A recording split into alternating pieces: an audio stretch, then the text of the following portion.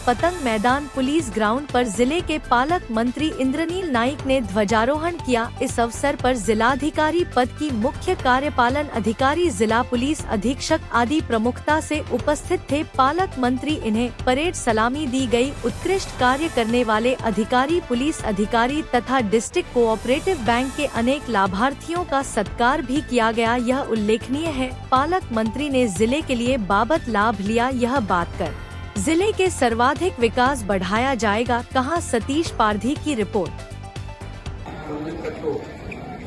या स्वतंत्र सेनानी, लोकप्रतिनिधी, माजी सैनिक, ज्येष्ठ नागरिक, अधिकारी, कर्मचारी, पत्रकार बांधव, विद्यार्थी आणि माझ्या सर्व गोंदिया जिल्ह्यातील बंधू भगिनींनो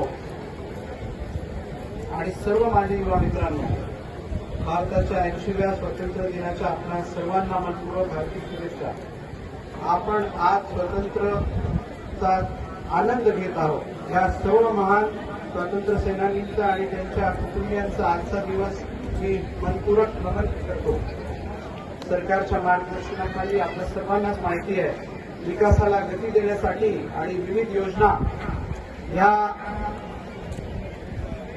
सर्वसामान्य नागरिक, शेतकरी, महिला, युवक, ज्येष्ठ नागरिक, आदिवासी, अनुसूचित जाती आणि समाजातील प्रत्येक घटकाला विकासासाठी शासन विविध योजना राबवत आहे आणि गोंदिया जिल्ह्यात याचा विकासासाठी पालकमंत्री म्हणून मी कटिबद्ध आहे।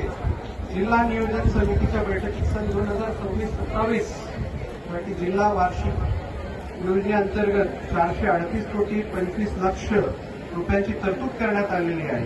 यामध्ये सर्वसाधारण योजनेसाठी 324 कोटी रुपये, अनुसूचित जाती उपाययोजनेसाठी 45 कोटी रुपये, तर आदिवासी उपयोजना आणि आदिवासी उपाययोजना क्षेत्राबाहेरील योजनेसाठी एकूण 70 कोटी 25 लाख रुपये मंजूर करण्यात आलेले आहेत।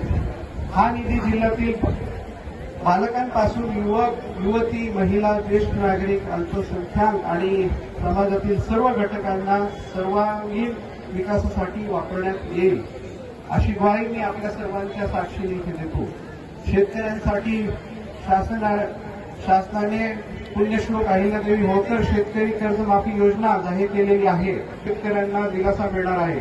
74,73,522 रुपये पहिला हप्ता थेट जमा करण्यात आलेला आहे। पंतप्रधान किसान सन्मान निधी आणि राज्य शासनाचा नमो शेतकरी महासन्मान निधी योजनेचा लाभही जिल्ह्यातील शेतकऱ्यांना थेट त्यांच्या बँक खात्यात जमा होऊन मिळत आहे आणि अल निनोच्या संभाव्य परिणामाच्या पार्श्वभूमीवर शेतकऱ्यांनी सुधारित तंत्रज्ञानाचा वापर करून यासाठी कृषी विभागामार्फत 27 विविध मोहीम राबवण्यात आलेल्या आहेत।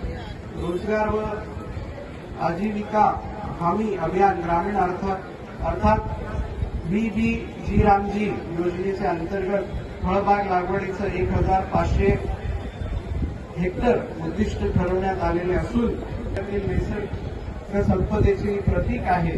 याची संधी आहे। हजारो नैसर्गिक पर्यटनास धबधब्याच्या विकासाचे काम जिल्हा पर्यटन विकास समिती, नॅशनल ॲडव्हेंचर फाउंडेशन नागपूर आणि गोंदिया वन विभाग यांच्या संयुक्त विद्यमाने सुरू आहे। यावर्षी दिली जाते। सन 2026-27 मध्ये 893 नुकसानग्रस्तांना मदत देण्यात आलेली आहे।